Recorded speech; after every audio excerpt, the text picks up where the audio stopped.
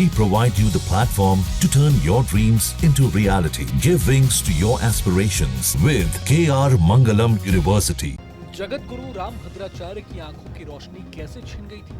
जी हाँ, इस सवाल का जवाब खुद जगत गुरु से भी कई बार पूछा जा चुका है। हर कोई इसका जवाब जानना चाहता है तो वीडियो में अब तक बने रहिए। जगत गुरु राम भद्राचार्य को रामचरितमानस का मर्मज्ञ माना जाता है।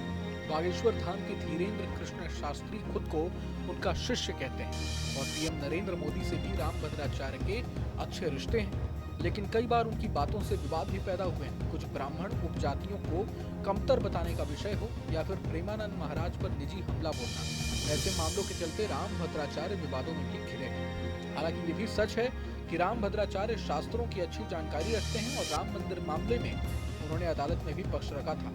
शास्त्रों के आधार पर दी गई उनकी जानकारी को कोर्ट ने भी महत्व दिया था। राम भद्राचार्य का जितना सार्वजनिक जीवन चर्चा में रहा है, उतनी चर्चा कभी उनकी निजी जिंदगी की नहीं रही। आजीवन ब्रह्मचारी रहने का व्रत लेने वाले राम भद्राचार्य का जन्म यूपी के ही जौनपुर के गांव शांदी खुर्द में हुआ था। उनके पिता का नाम पंडित राजदेव मिश्र था और मां का नाम शशि देवी मिश्रा था। उन्हें बचपन में परिवार से गिरिधर नाम मिला था। ये नाम उनके रिश्ते के एक बाबा ने दिया था जो उनके दादा के चचेरे भाई लगते थे। वो मीरा भाई के अनन्य भक्त थे और नवजात बच्चे का नाम उन्होंने भगवान कृष्ण पर रख दिया। उनका जन्म 14 जनवरी 1950 को मकर संक्रांति के दिन हुआ था। उन्हें प्रारंभिक शिक्षा उनके दादा सूर्यबली मिश्रा ने ही दी थी, लेकिन उनकी जिंदगी में बड़ा बदलाव जन्म के महज 2 महीने के बाद ही आ गया था। इसने उनकी पूरी जिंदगी ही बदल दी। 2 माह के बालक गिरधर को ट्रैकोमा नामक आंखों की बीमारी हो गई थी। उनकी आंखों की रोशनी इसके चलते खत्म हो गई थी। हालांकि इसके बाद भी उन्होंने रामचरितमानस से लेकर तमाम ग्रंथों को कंठस्थ किया। आज उनकी ख्याति रामचरितमानस मर्मज्ञ के तौर पर है।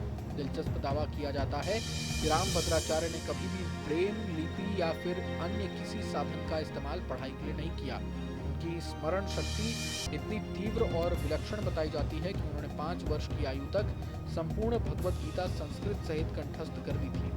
8 वर्ष की आयु तक उन्होंने संत तुलसीदास रचित संपूर्ण रामचरितमानस याद कर लिया था। उनकी प्रारंभिक शिक्षा उनके दादा पंडित सूर्यबली मिश्र ने ही दी थी। आगे चलकर उन्होंने वेद, उपनिषद, भागवत पुराण, संस्कृत व्याकरण तथा संत तुलसीदास के सभी ग्रंथों को भी कंठस्थ किया। उनका 24 जून 1961 को निर्जला एकादशी पर उपनयन संस्कार हुआ था, जिसमें उन्हें गायत्री मंत्र तथा अयोध्या के पंडित ईश्वरदास महाराज से श्री राम मंत्र की दीक्षा मिली थी। बता दें कि राम भद्राचार्य जी को साहित्य के क्षेत्र में असाधारण योगदान के लिए प्रतिष्ठित ज्ञानपीठ पुरस्कार भी प्रदान किया जा चुका है।